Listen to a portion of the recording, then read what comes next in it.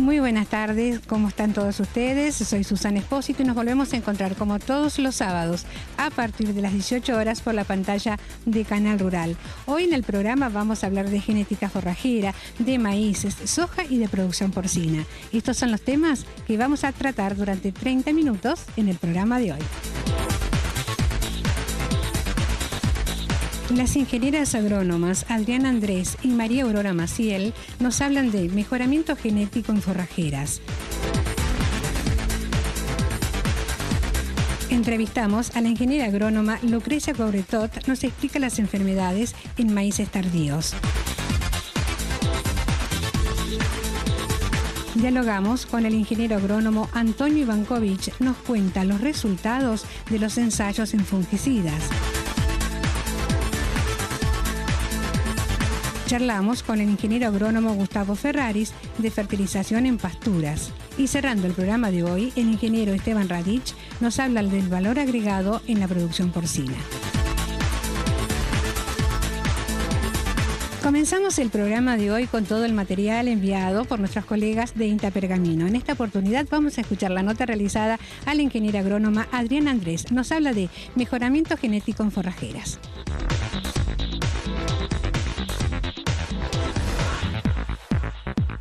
Adriana, estamos en presencia de una experiencia muy particular e inédita en la Estación Experimental de Pergamino. ¿De qué se trata y por qué no nos comentás al respecto? La investigación que están ustedes observando se enmarca dentro de un proyecto nacional de mejoramiento genético de especies forrajeras y en este caso particular se trata de una gramínea que es forrajera, que es agropiro alargado, la cual va destinada a ambientes ganaderos marginales. Entonces, lo que nosotros estamos buscando a través del proyecto nacional es obtener cultivares de agropiro alargado tolerantes a salinidad. ¿Cómo se llega a obtener esos cultivares? Es por distintos métodos o vías de selección. Uno de los métodos que se está utilizando a nivel internacional y a nivel nacional también con mucha efectividad en la selección es una técnica que se llama hidroponía para selección por estrés salino. Y entonces este trabajo consiste en eso, medir cuál es la respuesta de distintos genotipos de agropiro alargado en un sustrato de hidroponía con distintas concentraciones de salinidad. Esta experiencia no solamente la toma el INTA Pergamino, sino está relacionada con otros institutos y universidades de investigación. Así es, efectivamente. La experiencia es la primera vez que la vemos en la experimental de Pergamino, pero en realidad lo venimos trabajando con un fuerte asesoramiento del Instituto de Fisiología Vegetal de Córdoba, del INTA, a cargo de la doctora Karina Grunberg. Y también lo estamos haciendo en colaboración con la Universidad Nacional del Noroeste de la provincia de Buenos Aires, porque de alguna manera estamos en esta red de interrelaciones a nivel de investigación. Los componentes, como vos acabas de decir, son distintas instituciones que están todas colaborando para un mismo fin, que es generar más información respecto a esta técnica. Continuamos hablando de genética forrajera en tecnología rural. Esta es la nota realizada a la licenciada María Maciel.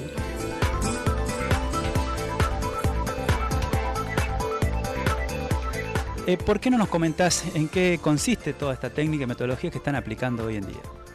Bueno, la hidroponía, como ven, es una metodología experimental que se utiliza para cultivar plantas, ¿sí?, usando una solución nutritiva mineral en lugar de un suelo. Porque como se sabe, si bien en sí el suelo no es esencial para que la planta crezca, sino que actúa como un reservorio de nutrientes minerales, los cuales una vez disueltos en aguas pueden ser absorbidos por las raíces de las plantas, permitiendo el crecimiento y desarrollo de las mismas. El sistema hidropónico en sí consiste en un elemento contenedor de la solución nutritiva, en la cual están sumergidas las raíces de las plántulas, ¿sí?, y un elemento de sostén de las plántulas para que crezcan sobre ellas, ¿sí? A su vez, todo eso va conectado con un sistema de aireación que lo que permite es oxigenar a las raíces y por ende la solución, para permitir mejor crecimiento de las plantas. Básicamente, en sí, la hidroponía tiene distintos usos. En este caso, está en un marco de investigación, ¿sí?, donde el objetivo es estudiar el efecto, ¿sí?, de las sales que tienen básicamente cloruro de sodio en el crecimiento de ciertos genotipos de una especie que es Agropyra alargado. Y así permitir poder discriminar grupos tolerantes y susceptibles de manera de poder después utilizarlo en un programa de mejoramiento genético de la especie. María, ¿cuándo comenzaron a realizar esta metodología de trabajo y de observación? Esta metodología en sí, acá en la experimental, la venimos prácticamente hace 1 o 2 años ya, y ahora la alargamos aproximadamente hace 2 semanas, 3 con el tema de la siembra, y después posteriormente eso, cuando las plántulas tienen aproximadamente 2 o 3 hojas, se las pasa a la solución nutritiva que están contenidas en las macetas. Y posteriormente se instala todo lo que sea el sistema de aireación para oxigenar las raíces. ¿Por cuánto tiempo calculan ustedes que van a tener los primeros resultados, o por lo menos visualizar la metodología está dando sus resultados en cuanto a la práctica que están llevando adelante? Básicamente a las plantas se la deja más o menos entre 1 semana, 10 días para que se establezcan en la solución, y después viene todo lo que sea la aplicación del tratamiento salino, ¿sí? En el caso de mi investigación trabajaremos con 2 dosis de sal, de cloruro de sodio, donde la empezaremos a aplicar gradualmente para no provocarle un shock osmótico a la planta.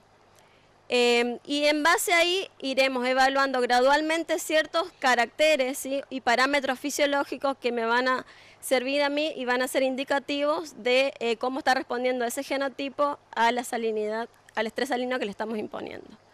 Así que calculo de que de acá más o menos 1 mes estarán las plantas en exposición de tratamiento, y después comenzaremos a evaluar dichos parámetros. María, pero entonces la selección no termina aquí.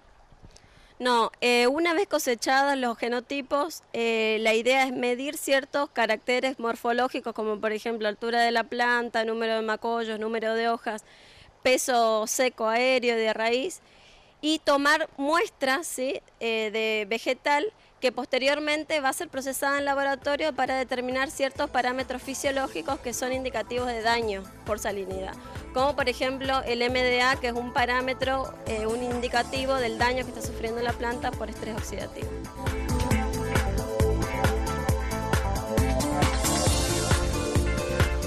En el próximo bloque vamos a continuar con todo el material enviado por nuestros colegas de INTA Pergamino. Para comunicarte con nosotros, los teléfonos figuran en pantalla. Me querés escribir info@tecnologiaruraltv.com.ar. Pausa y volvemos. Estamos transitando el segundo bloque del programa en Tecnología Rural, y esta es la nota realizada a la ingeniera agrónoma Lucrecia Cobretot de INTA Pergamino. Nos habla de enfermedades de maíces en fecha tardía.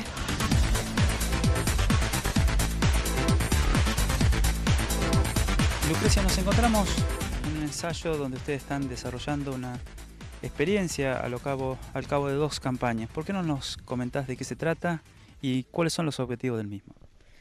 Bueno, esta experiencia de maíces de fechas de siembra tardía, que es una práctica que se está realizando en los últimos años en nuestra zona, el objetivo de estos ensayos es, antes que nada, cuantificar qué enfermedades están afectando a estos maíces de esta fecha de siembra, ya sea de noviembre, diciembre, ya que las condiciones que explora el cultivo son diferentes a las que explora en una fecha de siembra de septiembre, octubre, las condiciones ambientales principalmente. Entonces, nosotros vemos que la principal problemática de estos maíces, aparte de lo que es roya común del maíz, es tizón foliar causado por Xeroilum tursicum. Entonces, como objetivo lo que tenemos es ver y cuantificar el avance de esta enfermedad, y también ver en híbridos susceptibles cómo sería el control, con qué productos y en qué momento y con qué niveles de la enfermedad estamos realizando esos controles. Para tizón foliar del maíz tenemos híbridos con diferentes comportamientos, por lo cual que un híbrido sea susceptible no quiere decir que no lo vamos a sembrar la siguiente campaña, sino estar atentos a un monitoreo y su posterior control. Hasta el presente, ¿qué es lo que han podido observar? ¿Qué es lo que han podido medir, digamos, y cómo miden ustedes? Bueno, trabajamos, conmigo también trabaja Liliana Parisi, que es del área de mejoramiento de maíz, y junto con ella hacemos los perfiles sanitarios de híbridos para fechas para fechas de siembra temprana y tardía, y aquí lo que medimos es grado de avance de las lesiones, porcentaje de área foliar afectada, con diferentes productos, mezcla de triazoles y estrovirulinas. En general los controles se hacen con bajos niveles de severidad. El triazol va a afectar a las lesiones ya instaladas y las estrovirulinas nos dan cierta residualidad para que no se generen nuevas lesiones. En general este patógeno lo que hace es crecer por el tamaño, más que por el número de lesiones, por el tamaño de la lesión.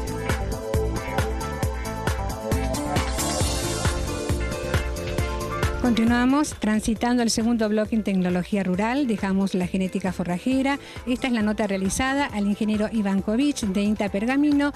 Nos habla de los ensayos en fungicidas y enfermedades en soja.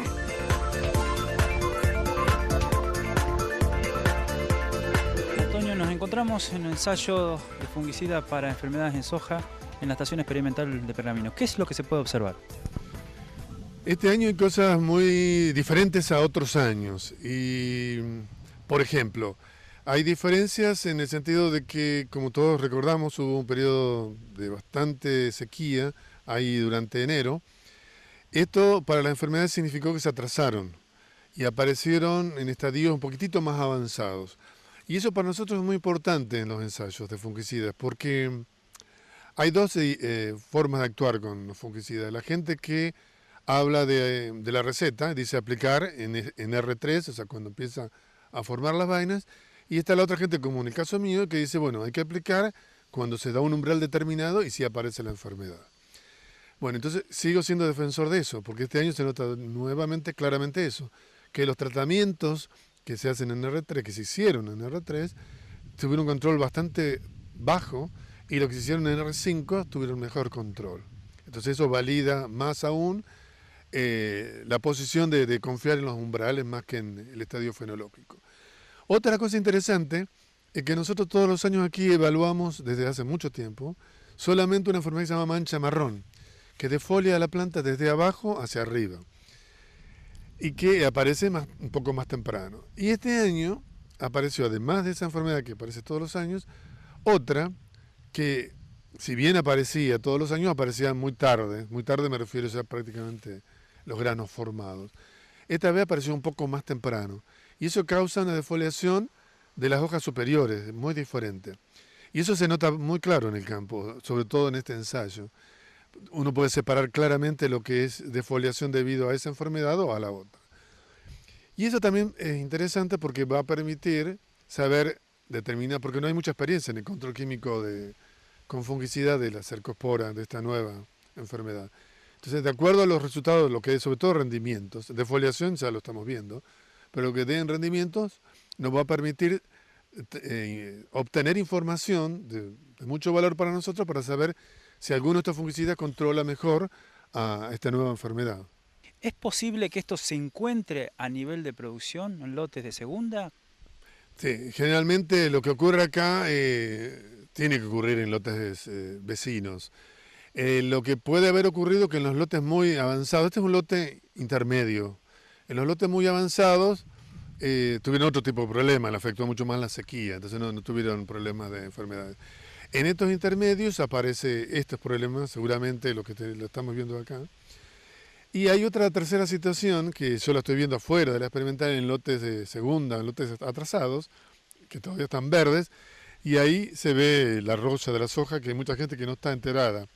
Lo que no sabemos si realmente eso le va a causar daño o no, porque lo estamos siguiendo a ver cómo evoluciona. Ustedes están haciendo informes periódicos con la situación. Nosotros a través de lo que se llama Sinabimo, la red del Sinabimo del Ministerio, del SENASA, nosotros ahí informamos semanalmente lo que va ocurriendo. Lo que ocurrió desde que prácticamente de floración hasta ahora, incluidas las detecciones de roya.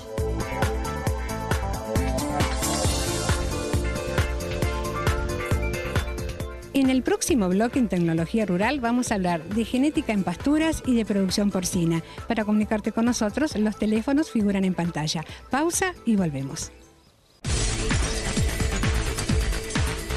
Estamos transitando el último bloque en Tecnología Rural y continuamos con todo el material enviado por nuestros colegas de INTA Pergamino. El ingeniero agrónomo Gustavo Ferraris nos habla de fertilización en pasturas.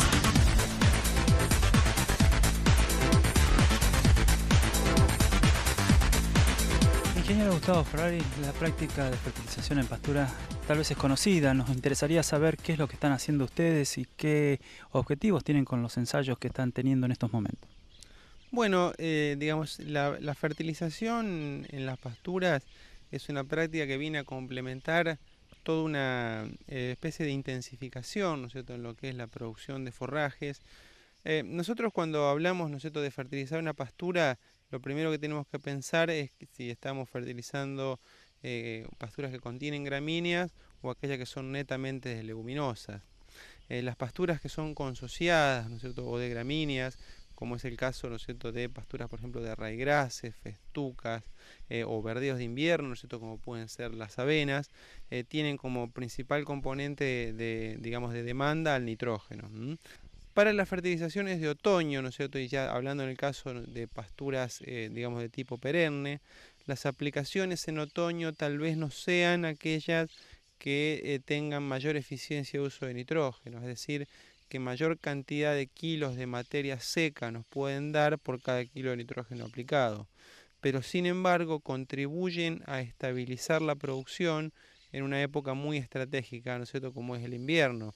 O sea, la respuesta al nitrógeno que pongamos ahora en otoño lo vamos a ver en una menor depresión, digamos, del bache invernal de producción que tienen todas las pasturas.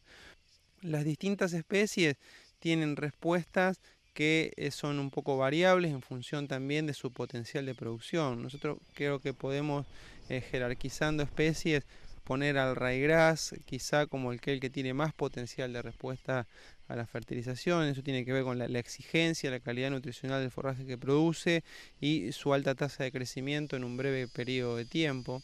Y otras especies, ¿no es cierto?, como pueden ser avenas en el caso de los verdeos, o también, por ejemplo, si nos vamos a pasturas permanentes, los agropiros, por ejemplo, suelen tener quizá un potencial de respuesta un poco menor, digamos, y ser menos exigente, y eventualmente se fertiliza con dosis más bajas como para complementar un poco, ¿no es cierto?, ese bache de producción del invierno.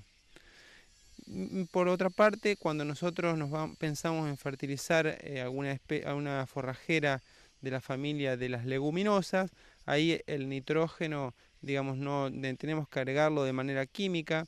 Sin embargo, ¿no es cierto?, siguen siendo especies que necesitan nitrógeno, y para esto, ¿no es cierto?, en los últimos años se han desarrollado muy buenos inoculantes, digamos, que permiten mejorar la fijación biológica de nitrógeno, con lo cual es una práctica que es muy importante, muy necesario adoptar.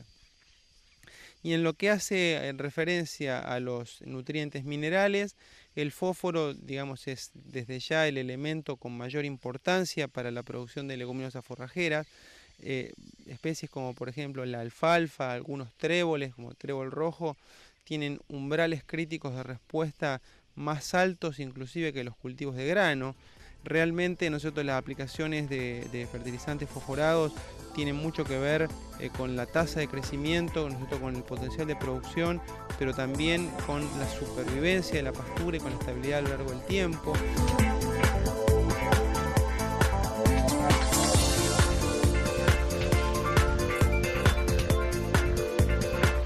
Dejamos la fertilización en pasturas y vamos a escuchar ahora al ingeniero agrónomo Esteban Radich. Nos habla del valor agregado en la producción porcina.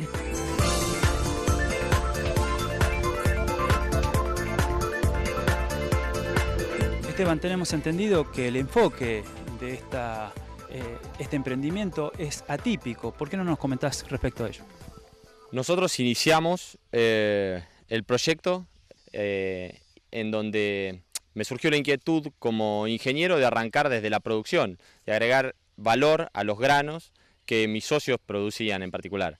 Entonces, dada esa charla y dada una mala experiencia en los años 90 de la producción de los cerdos, es que en nosotros surge la recomendación de arrancar desde la comercialización en lugar de la producción. Así fue que conseguimos empezar a elaborar desde una fábrica de chacinados que se encontraba parada en Salto, y fuimos abriendo nuestras sucursales de venta al público, directamente encargándonos de la parte de la comercialización.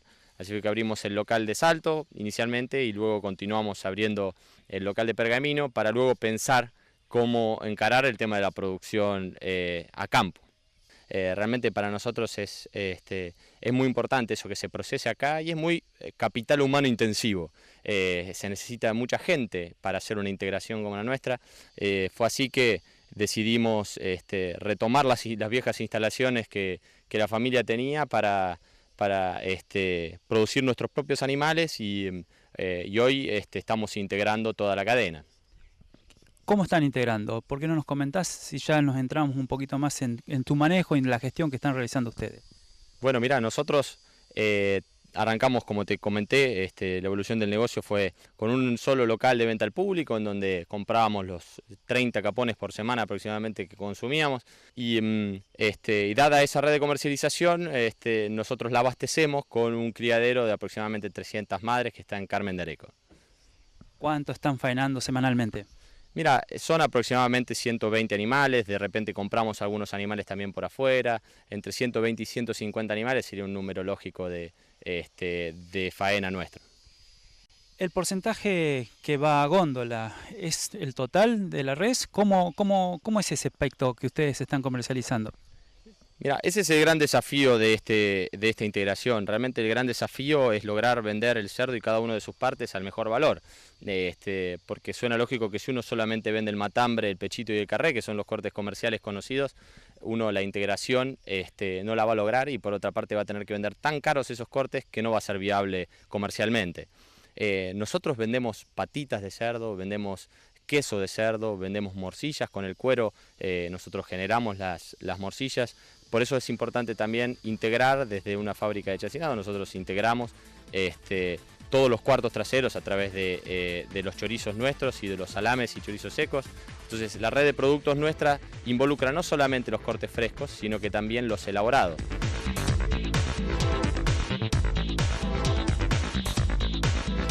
Se nos termina el programa de hoy, espero que te haya sido de gran utilidad. Todos los datos que necesites, simplemente un llamadito a nuestra producción o bien me escribís info@tecnologiaruraltv.com.ar. Susana Espósito te dice que nos volveremos a encontrar, si Dios quiere, la próxima semana, siempre por la pantalla de Canal Rural.